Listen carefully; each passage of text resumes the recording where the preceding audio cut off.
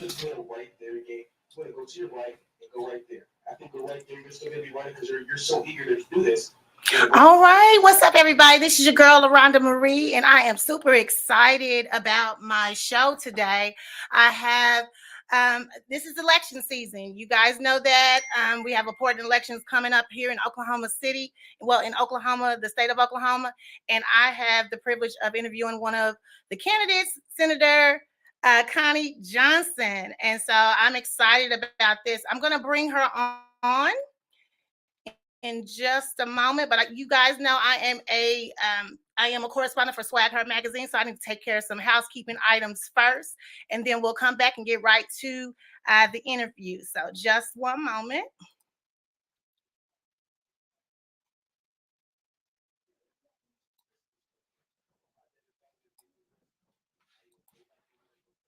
Swag Her magazine is an empowerment and Today. lifestyle publication. My apologies, I'm having some technical difficulties today.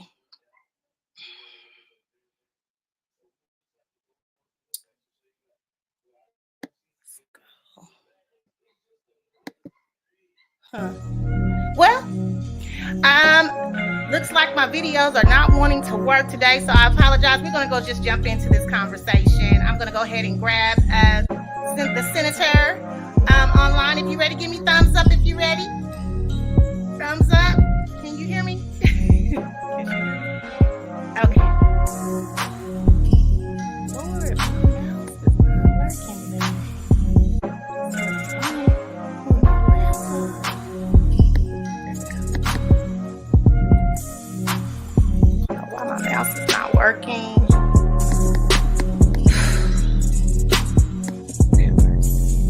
Where is my other mouse? Bear with me, guys. I am trying to add her in. My computer is acting slow. Chris, get up here. Oh my God. It just went out. It just went out. Hold on. Where's my other mouse? What's underneath you?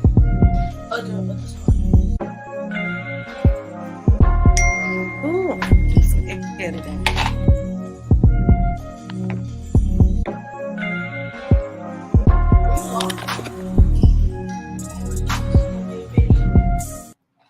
It was. I think they done put me on the live.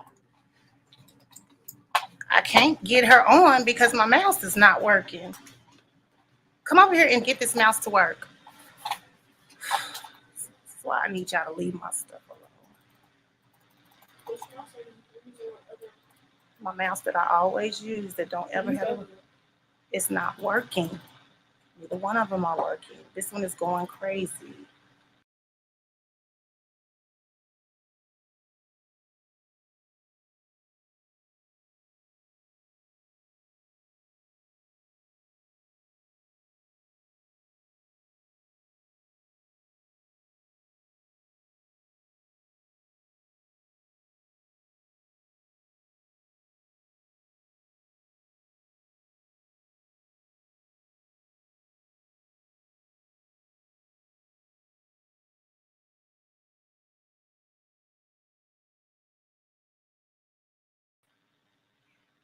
Are you able to hear me? I can't hear you. Unmute your. How's that? Okay, I got you now. Okay. Good evening. Good evening. Did I see you vape? Was you vaping?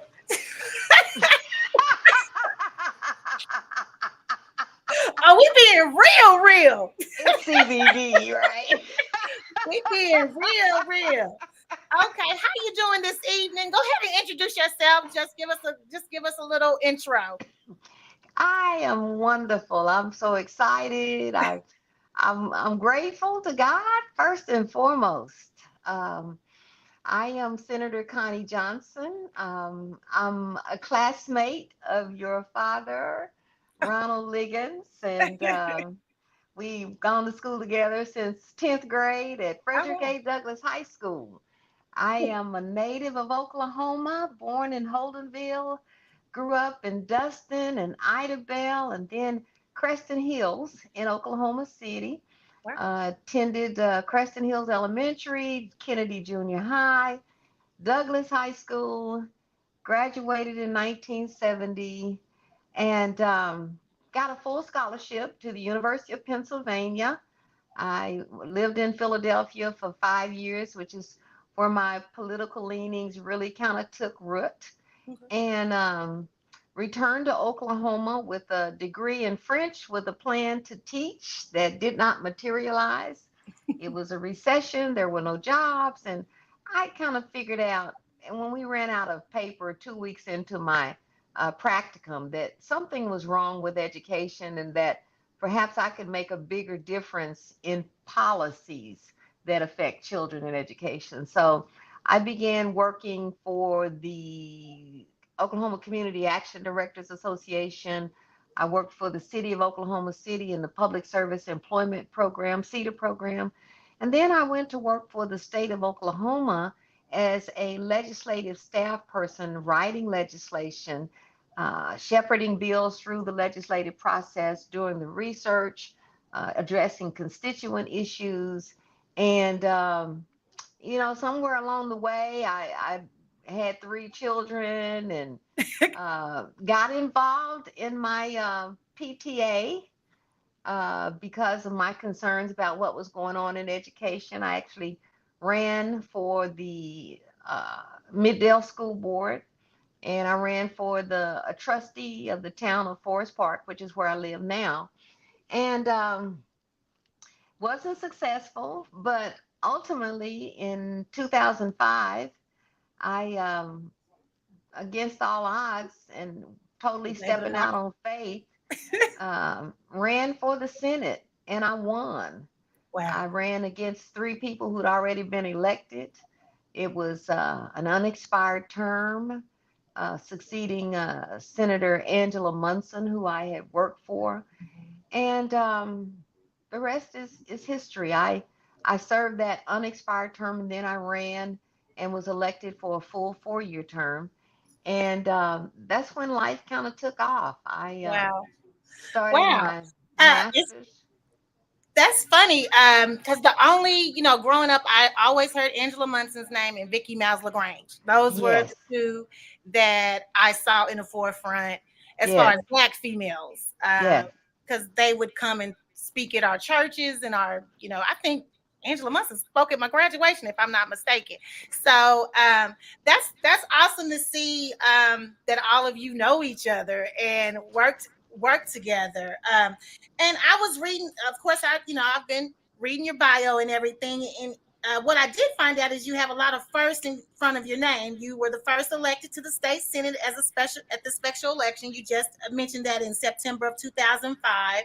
And you were the first African American woman nominated for a major statewide office in Oklahoma, and the first woman U.S. Senate nominee from Oklahoma of any party when you won the Democratic primary runoff in 2014. I remember that, because I couldn't believe I was seeing a Black woman on the ballot, period, or Thank even making you. that far. So Thank you. that Wow.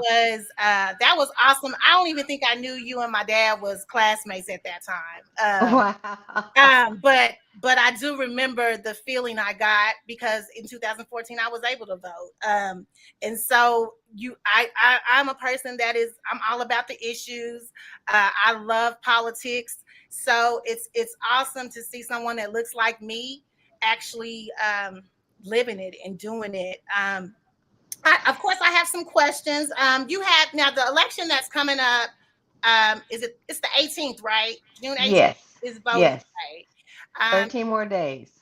How many? 13 more days. 13 more days. Yeah. So, what is that like? What is what is that like? You got 13 days left. What is your life like right now as far as the hustle and the bustle?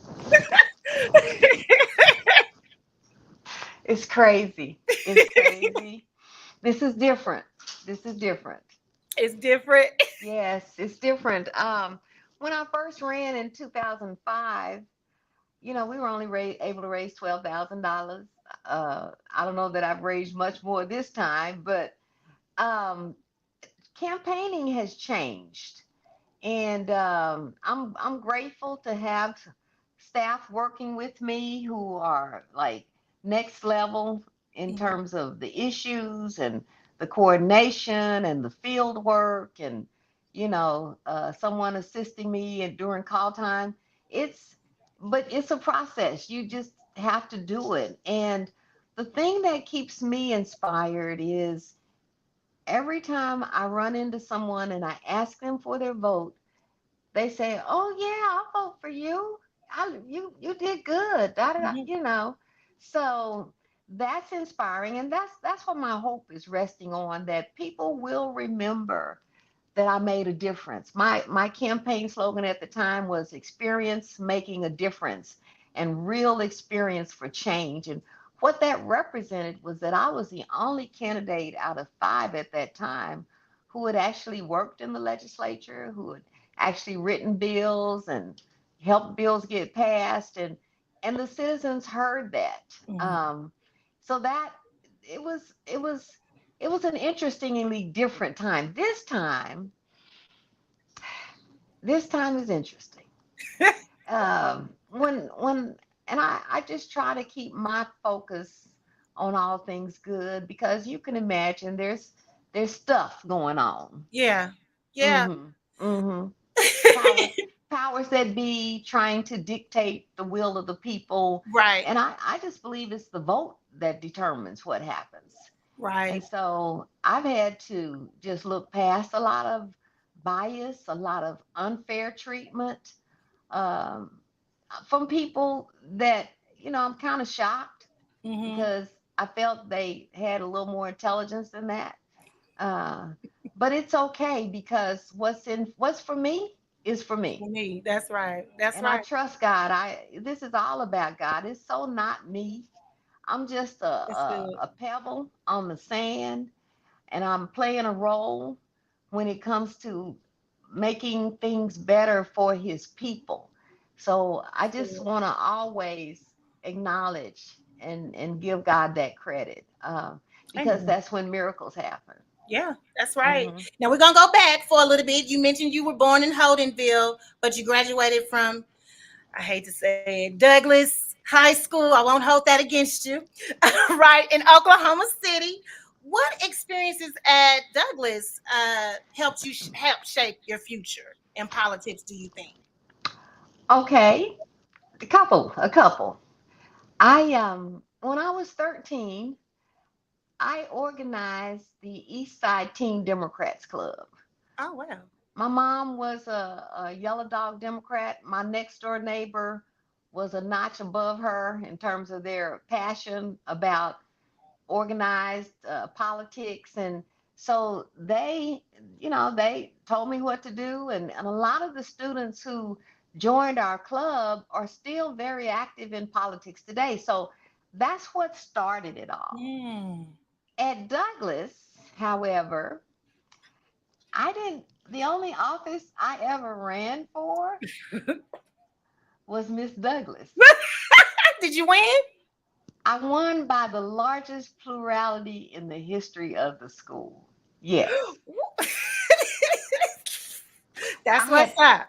I had always wanted to be Miss Douglas, because the lady who I babysat for across the street from me on 22nd, Alma Uh-huh. Faye Posey Washington, had been Miss Douglas. And that was the only thing I ever really wanted to do. And I was in the National Honor Society. I was the captain of the Trojets, a specialty twirling group. We I actually think I led the saw band. you. I think I saw you at Douglas homecoming.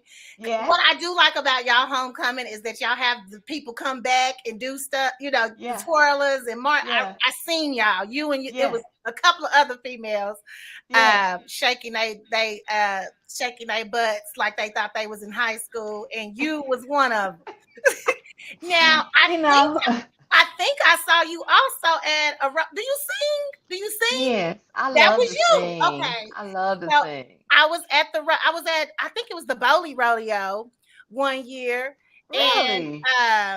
at the And I end, sang the national anthem. yes, I was Yes. like, is that I remember because when we came in, I was like, is that Connie Johnson singing the national anthem? Okay, so that Oh, was you. I didn't that know was for me. sure until today, but I was like, is that who I think it So is? I started my campaign in 2005 at Bowley Rodeo. Wow. I think Hmm you said that night. I think hmm you said that night. I think I remember you saying that. And an But interesting story that day, my friend Dr. Gilbert Parks had this that's beautiful black my cousin. stallion. That's funny. That's your cousin? Yes. Small world. Yes, But that he had is. this beautiful, well, he's a horse whisperer. Uh-huh. And he had this beautiful black horse named Q. Mm-hmm. And he said, "You want to ride him?" I said, "Oh, no. Mm-mm. I was on a horse 30 years ago. It ran away with me. I got thrown. I'm still alive. So, no, I had a fear. But that night, I went home and dreamed about Q. And Okay. I called Gilbert the next day and I said, "Gilbert, I I'm wanna ready. ride Q." So I went out to his ranch in Arcadia, rode Q. I rode Q in the grand entry. I rode him in parades. Oh wow. And they weren't looking at me, they were looking at the Yeah, horse. horse. hmm So, Yes. so that was my story of overcoming fear. Fear. That's good. There's fear in us Yeah. about a lot, but you know what I've learned since then, that there is no fear where there's love. That's good. That's Those good. things don't mix. God is love, and he who fears God fears none. That's right. That's right. Now you So, right about that. You right so that's about my little that. story about Bowley Rodeo. That is awesome. And Uncle Gilbert was my first experience at riding horses too, and I love him Okay, still to this day. So okay, we used to go to their house in Topeka, Kansas. yes, My all my well, they're my cousins, and Janice, his well, she's gone now, but right. that was his wife. That's our cousin. That's how it was. Wow, small world. Small world. Yes, it is. I never Okay, knew it's Ron was related to Gilbert. huh. So is Ron related to Gilbert too? Well, I Your mean, dad? it's my mom's side. It's on your So mom's it was side. through Okay. marriage. Yeah, Okay. but we all Cool. he knows, yeah, he knows all Okay. them. Okay. Um you said you had a bachelor's degree in French. How do you say I put here I am first in French? Je suis la première. Because that's what you are in a lot of things that you did. Because even Exactly. with Douglas, when you won the Queen, you had the largest win, the Yeah. largest. So Yeah. you Yeah. just the first. You Yeah. have a master's degree from Langston University. I had to get Um, an HBCU. I had to get a degree from Langston because Langston, is at the root of my existence. My dad went there, my sisters, my brothers, my kids. Langston has represented a means to advancement for Black people since the 1890s. I love that. And I'm proud. I got that degree. I did something crazy. I ran for re-election after that first year and started the master's program that January. Oh wow. Yeah, yeah, yeah. And it was a rough year. That was the year I introduced medical cannabis. It was a lot going on. And so when session ended, I Hmm. actually had an opportunity to study abroad in the Gambia. Oh wow. And it saved my life because there was no telephone, no newspaper, no phone, nothing, no TV. And I was able to heal mentally and Mm. emotionally. And I know that saved my life. Um, but I did it and I graduated with the master's in 2010. But that course of study solidified my service to the people. It taught me how to serve people with humility and being genuine and, really, really striving to help people help themselves. We can solve our own problems. We just sometimes need somebody to guide us and to hold our hand. But at the end of everything I ever did with anybody I ever counseled, I asked him, did you pray about it? Have you prayed about it? Mm-hmm. And they would come back 2 or 3 days later and say, Senator, I prayed about it and everything is all right. Mm. That's my testimony. That's your And so I enjoy that work. My dad was a special ed teacher at Douglas the year we got there. But that taught me to accept people regardless, right? Mm-hmm. He had students who had all kinds of conditions. They come over our house. We treated them just like family. Mm-hmm. So when I got the opportunity to get this master's in rehab counseling, thanks to Dr. Philip Lewis, my professor who Mm-hmm. helped me get in the program, Wow. it just made sense. But it really formed the basis for my service as a senator. Right. I graduated in 2010, but interestingly, my hips went out, and so I had double hip replacement. I had written a lot of legislation on disabilities. Mm. And the legislation that I wrote ended up being essential to my well-being. Wow. And so I still work with people. Here's another piece. As a part of my service, I hired a lady who had a felony, who had been in prison, to be my executive assistant. Mm. And she has now finished her law degree Wow. at the University of Minnesota Law School. But together she knew where all she was the prison lawyer. Mm-hmm. She knew all of the sections of law that were egregious, and Mm-hmm. I knew the process for how to change them. So we introduced sentencing reform bills. I introduced legislation to repeal the death penalty, uh, 3 strikes you're out laws, Yeah. 85% laws, everything sentencing wise that was disproportionately and disparately affecting people of color in order to fill a 98% private prison bed Mm. occupancy guarantee. Mm. So Gwen is still my case. I'm still connected. You don't get to get rid of your people just because things Right. change, and we're Right. tight to this day. But I also still help people. I just visited a friend yesterday who, fell and broke a bone in his neck. He's got to have extensive rehab. So I went and scoped out the facility where he's going to be going, helped him locate one, and he's on my case now. He's one of my cases now. Mm. And it's the work I love. I just Yeah. love helping people. I love that I've been blessed to do what I do Mm-hmm. to help people.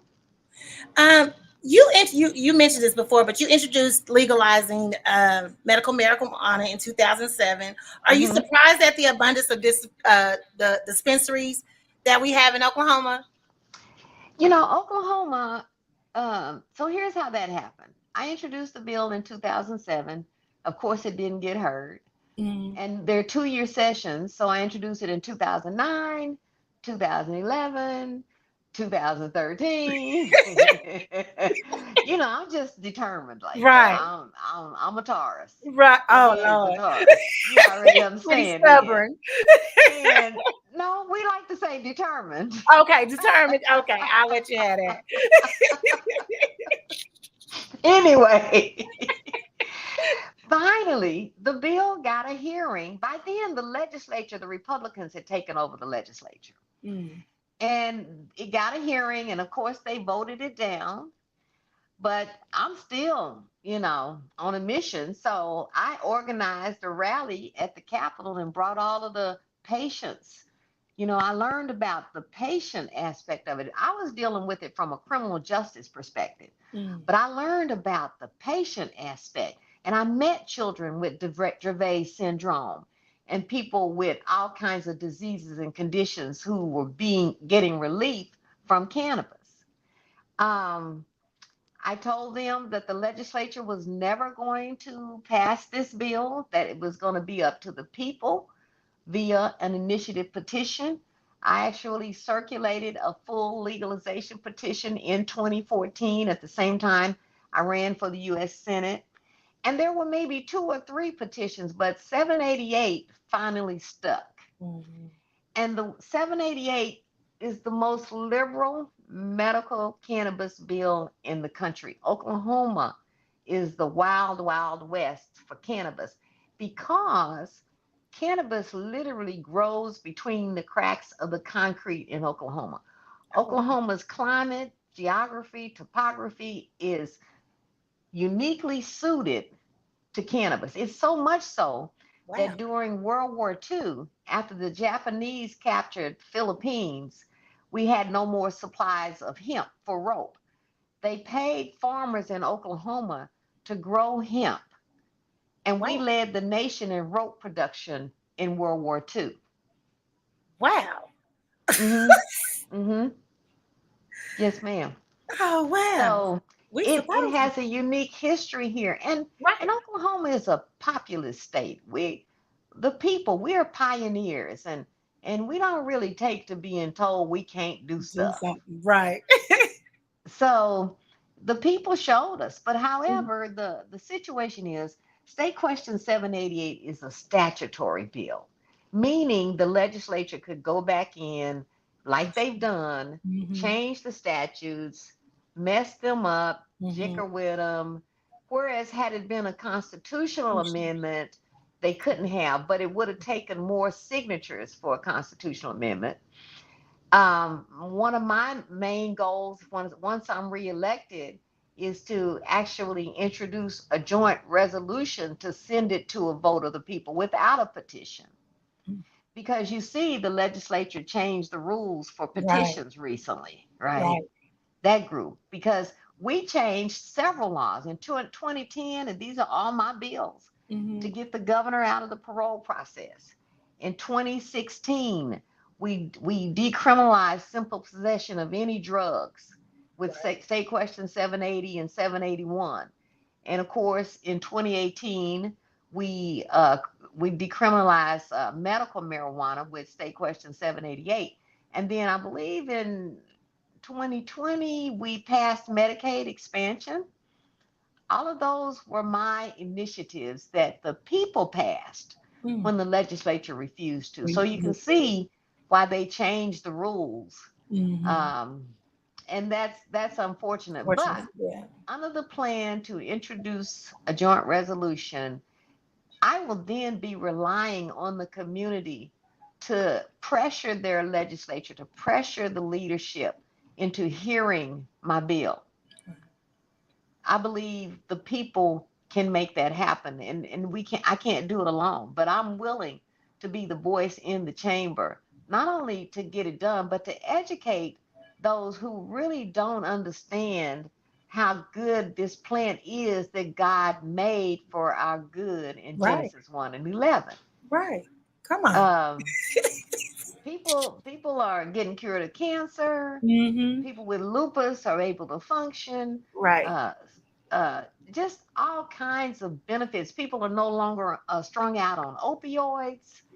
People are not going to jail, although some of them still are. And unfortunately, there are people still in jail, and this is legal now, and they shouldn't be there.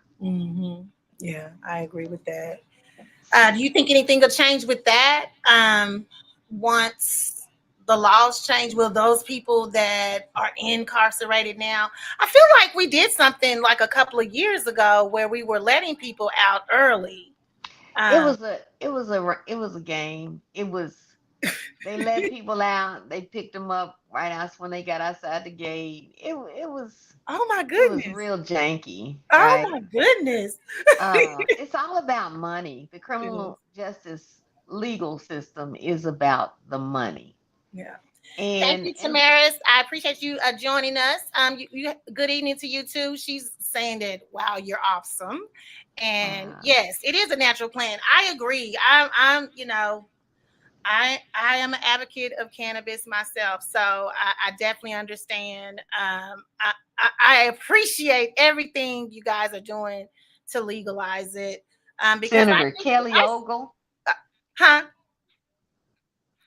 Kelly Ogle called me the weed smoking senator in 2007. Oh wow. And I saw him recently in Tulsa during the uh, Tulsa race riot 100th anniversary. Hmm. And I said, "Hey, Kelly, it's Connie Johnson. How you like me now?" He turned red, I'm and sure all he he could do did. was He's laugh. one of the Yeah. reddest ones up in here. Yes, indeed. Yes, indeed. Wow. Um, you were elected vice chair of the Oklahoma Democratic Party in May of 2015. Can you explain the benefits of straight party voting? There is none. There is none. There are good people and bad people on both tickets. And unfortunately, the Republicans have instilled that in their constituents to straight party vote. And it's perhaps why they continue to dominate Oklahoma politics. Mm. Of course, I'll just be honest with you. The Democratic Party, interestingly, and I have a rocky history together. As vice chair, I was able to integrate the Central Committee by creating um, groups who weren't at the table: LGBTQ, veterans, blacks, Indians, Hispanics, people with disabilities. We created these federations because the Democratic Party had voted to put a gag order on Democrats from talking about all things Democrat: abortion, immigration, the death penalty, marijuana, you name it. We were told we couldn't talk about that. And I'm like, Mm. well, what will we talk about? What? Right. That's Democrats, right? Right. So to solve that, and my mom helped me do this, we created and we got past federations. And so I chaired the Disability Federation. There's a Veterans Federation, LGBTQ, and now we have a voice at the table, right? That's good. Um, the party leaders, however, have their things that they do. I won't go into it, but as vice chair, I was the only super delegate that voted for Bernie Sanders in the 2016 presidential election, and Bernie won Oklahoma by 11 points. Mm. But the party refused to go along with the will of the people. And Oh, so wow. we went to the national convention. I was disrespected, disregarded. And you see what happened. We lost. Mm-hmm. Yeah. Um, just by the underhanded finagling that goes on behind the scenes so that the people in power can stay in power. And they don't care if it's power over two people. They want to stay in power. Right. So my tenure at the party, and then I ran for governor in 2018 on a Democratic Party platform. And however, the party felt that the the white guy, Drew Edmondson, should be the Mhm. nominee. And Drew was for the death penalty. Drew didn't care about marijuana. Drew had a dismal record on women's reproductive rights. He was Mm. mute on immigration, and we lost, and Stitt won. Mm. And it gets better, LaRhonda, because when I ran in 2022, this is how deep it was. They went and recruited a Republican woman and paid her to change parties and run against me in the Democratic primary. I'd been the only announced candidate for 4 months. Mm. And they went and found Joy Hoffmeister. And you see what happened. We had the lowest turnout, 17% in history. Right. And because people couldn't vote for a Republican. You can put lipstick on a pig, but they couldn't do it. Still a pig. Still a pig. Still a pig. I don't want to fill in that blank, but okay. We under construction. We good. So it's been an interesting time. Now, I'm running as a Democrat because this seat is a Democratic seat. Right. It always has been. This seat was created in 1965 by the Voting Rights Act. And Senator E. Melvin Porter was the first person to hold the seat. It's a Democratic district. And however, it's getting gentrified. Yeah. So we've got to be on our P's and Q's about voting because they vote and we don't. Right. And when we don't vote, we're going to get pushed out. That's right. That's right. So I spent a lot of time advocating about strategies and educating people about voting. The strategy I promote the most is getting people to simply apply to receive the ballot at home 30 days before an election. That they don't have to use the ballot. We just want them to get it. If they decide to use it, they can hand deliver it to the county election board 5 days a week from 8 to 5 up until the day before the election. So you don't have any excuse not to vote. Right. You really don't. I mean, there's no excuse anyway, if you ask me. But District 48, tell me where that is. What part of Oklahoma City is District 48? Okay, but one last thing on the education piece. Go ahead. This is important. People with disabilities like me do not have to get out of their cars to vote. They can vote from their car, and people don't know that. And a lot of people with disabilities don't vote because they think it's too much of a hassle. But their rights are being precluded when they don't vote. So that's an important piece that I always like to share with people. And anyone that's in the car with you can vote at that time. So that's important. District 48's northern boundary is Memorial Road. Okay. The western boundary is May Avenue. Southern is Reno. And the eastern boundary is something like Hiawassee Road because Nakoma Park, Spencer, and then it kind of jacklegs down the southwest side because it kind of goes over down to western and then, so it's a huge area. It is. I didn't realize it was that huge. It is. It's a big area, but these districts are divided so that I think each Senate district has like 88,000 people in it or 78,000 people in it. And of course, the Republicans, the party in power, got to draw the lines for the new districts, and they played some games with it. What? Explain terms and how many terms do you personally have left?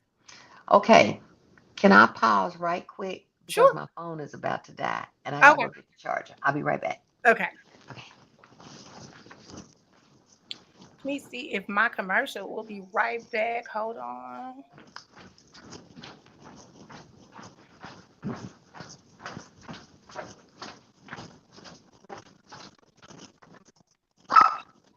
All right, I'm going to take care of some housekeeping items while she's taking care of that. Just a moment. Swag Her Magazine is an empowerment and lifestyle publication for Black women who like to be real with themselves and in business. The magazine also offers public relations services and visibility coaching for Black women-led businesses, coaches, authors, and girl bosses so that they receive more exposure and grow their brands. To learn more about Swag Her Magazine, please visit www.swagher.net. That's www.swagher.net. Check our swag. We're more than a mag.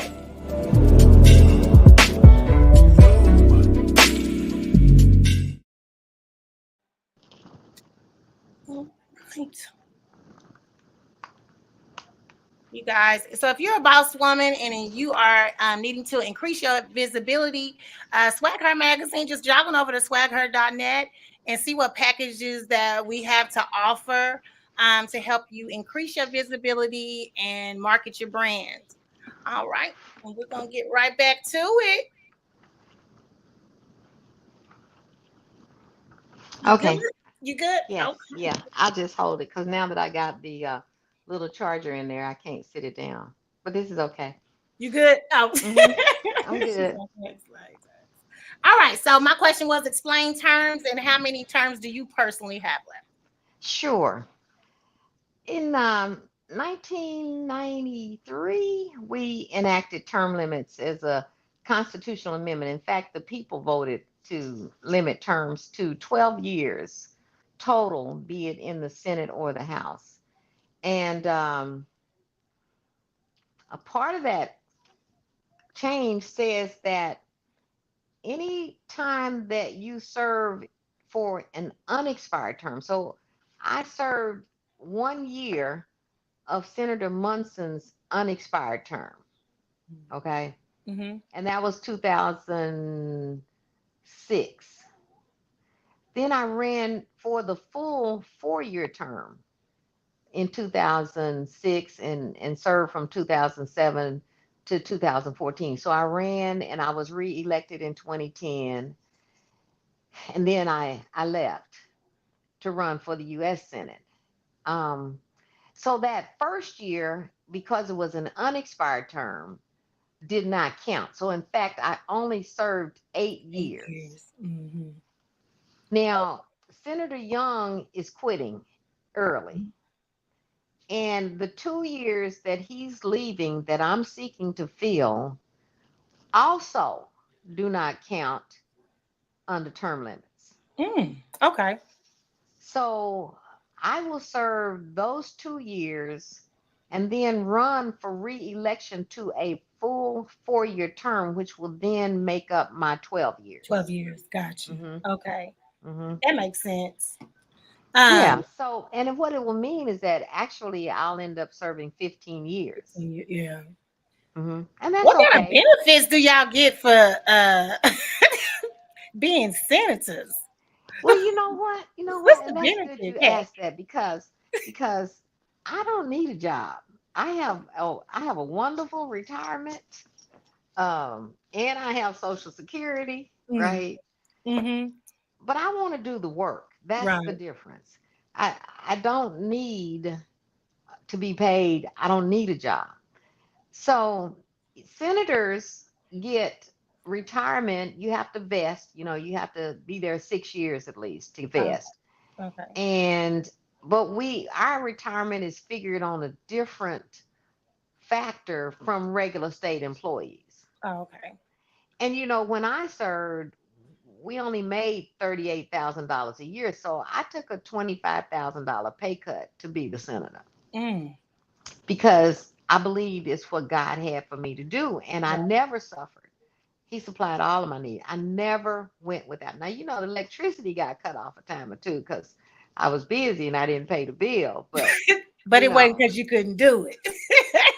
well, I might have been having little problems too.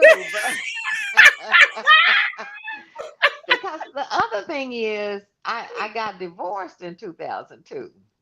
Oh, okay. So that cut my income by about a third, Yeah. Yeah. and that was okay. I needed.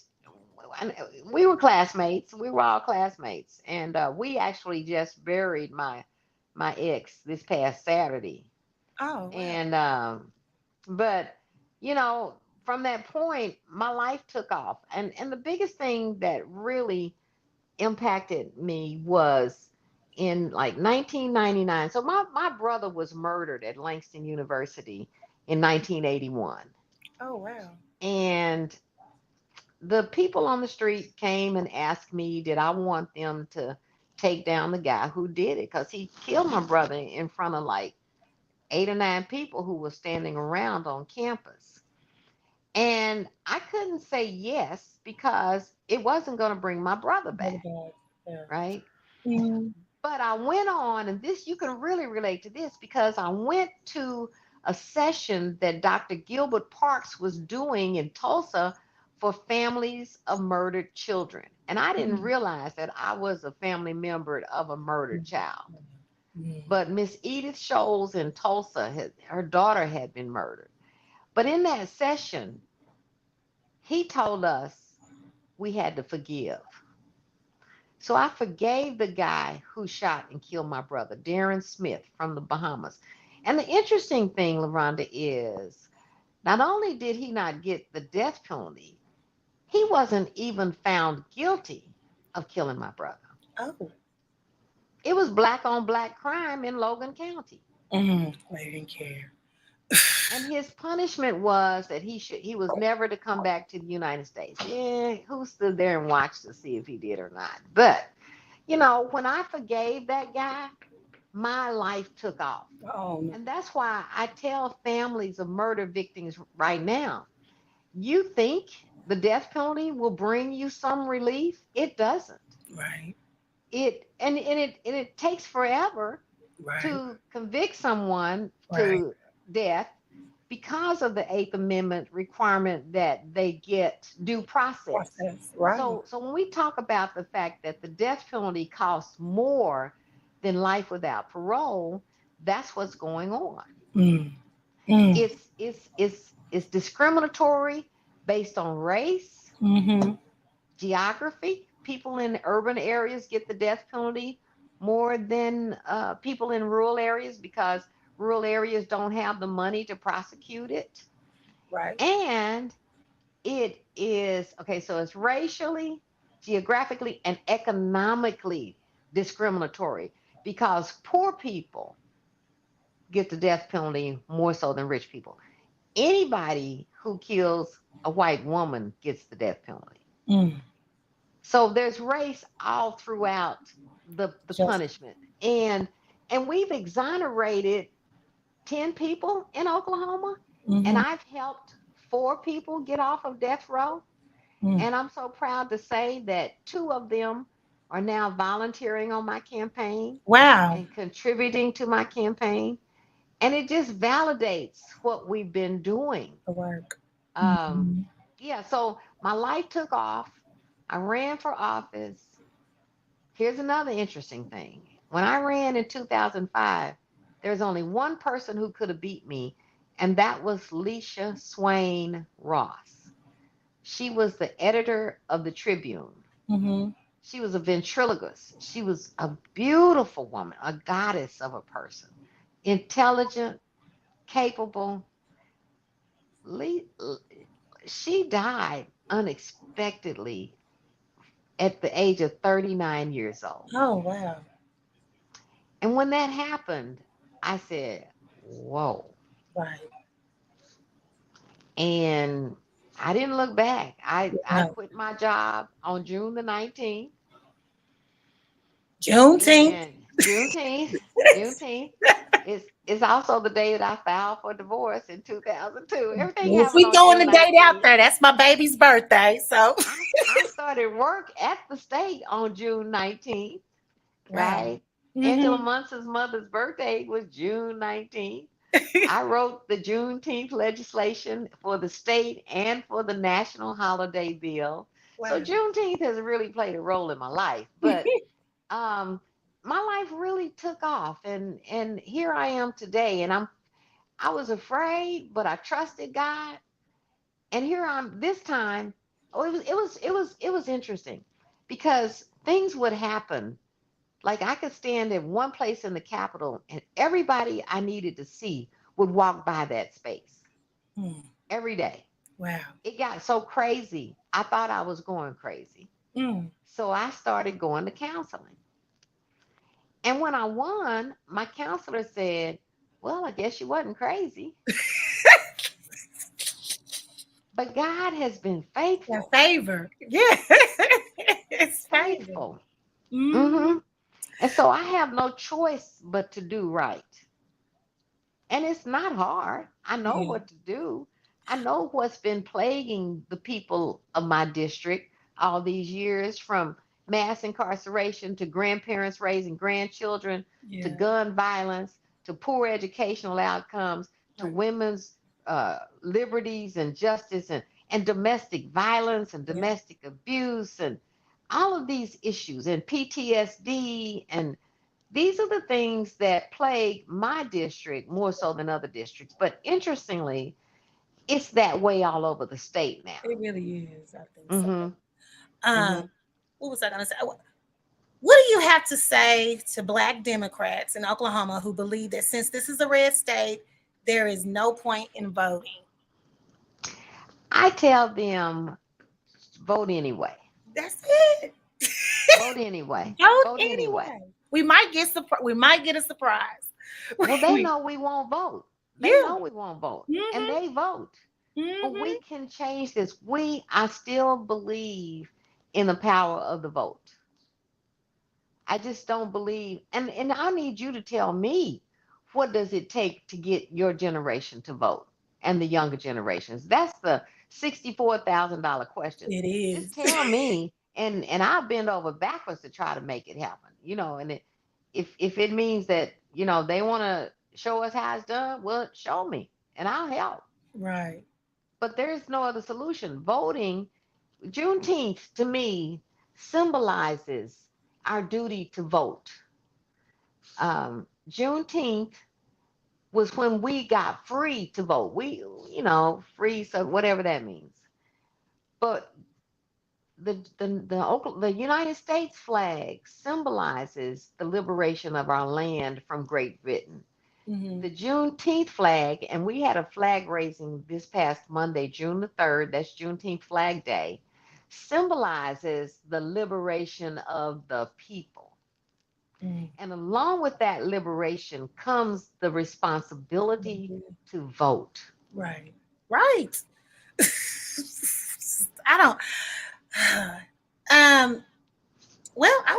Gosh, how do Democrats reach the small rural areas in the state? Because it seems like that's where we have most of our problems, is in those rural areas. With the bigger elections, I should say. How do you think we can reach those areas? So the Democratic Party is an organization, and it's organized by congressional districts, and there are so many counties in each congressional district. Inside those counties, there are precincts, and every odd numbered year in March, they hold the precinct meetings where you go and you get elected to be an officer. And there's only like 5 people who go to the meetings. And for the young people, when you believe in this political party process and you get engaged in it, you can go and take over the process just by taking 20 people with you. You can walk out and be the chair, the vice chair, and the secretary of the precinct. You can walk out and be the officers of the House district. You can go be the county officers. Once you get your voting block, you can run the show just like they do. It's just that we're not doing it. And you got the same old people doing the same thing every time, led by the same people who I believe are self-serving and self-interested. Right. I agree with that. I really appreciate you stopping in and joining the conversation. I have a little game that I play at the end. It's called the No Judgment Zone. So no matter how you answer the question, no one's going to judge you. Okay. Okay. So in this game, I will ask 5 questions. You pick one answer. Who would you choose to be president in this present time? Pick one. John F. Kennedy or Bill Clinton? John F. Kennedy. Thomas Jefferson or Abraham Lincoln? Abraham Lincoln. Franklin Roosevelt, Ronald Reagan? Roosevelt. Ooh. George H.W. Bush or George W. Bush? Neither. I knew you was gonna give me one. You know. Okay. Okay. Hillary Clinton or this ain't Michelle. I know Kamala Harris. Kamala Harris. Really? Really? Okay. Okay. That's what's up. That's it. You thought I was gonna say something crazy. That's it. I was gonna do a couple of other ones, but since you in an election time, I'm gonna wait. Okay. I'm gonna wait for those answers. Well, I have really enjoyed you. This is amazing. I just appreciate you young folks. And I know your stock. I know who you come from. And I'm not surprised. I'm very pleased. Congratulations on all that you do. Thank you. I will be reposting everything, so I'll tag you on everything. Let me know which one is the best one, because you have like 3 different Instagrams. Y'all, if y'all don't see that at the bottom, I have all of her contact information. I'm sure the senator is available for speaking engagements or anything. Absolutely. Yes. During and after the election. So that's her contact information at the bottom, as well as her Instagram. And I don't know if you have Twitter. I didn't see. I'm not on Twitter, so I didn't even look on Twitter. I'll be honest. Yeah, I don't do it that much. But but Johnson, Facebook, okay. I got you on Facebook. I got everything on Facebook and everything that's on Instagram down there, guys. So okay. Our webpage is on there. Webpage, I will add that. I just put your Gmail. You know what? I forgot to put that on there. So I'll add that. So I'll add her webpage, and that way you can contact her and donate. You can still donate. You can still give to her every dollar helps. campaign. Yes. So every dollar counts, guys. And again, it is so important for us to get our vote out there. No matter how you're going to vote, I just want us to vote, period. Our campaign is about keeping families together. There's no greater calling. That's right. Than to keep our families together and strong. And so when you go to my webpage, you'll see what I've done, what I plan to do, and the difference that we've tried to make in the state of Oklahoma in the lives of families and children and everybody that matters. My last question, and I forgot. What type of legacy do you want to leave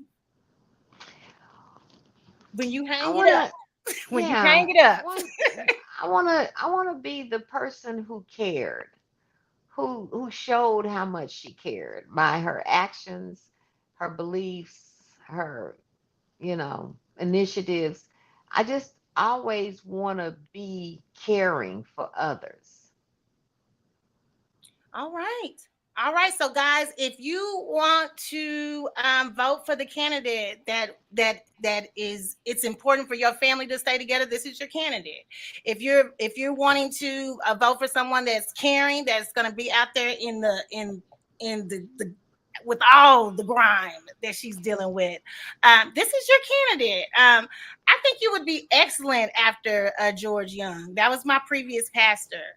And so I respect him a lot. I think you would be awesome. And so I have no problem posting everything that you said. This has been a wonderful interview. And you've changed my mind about a couple of things. So I really appreciate you stopping in and saying, because I know you're so busy. Tomorrow is your debate.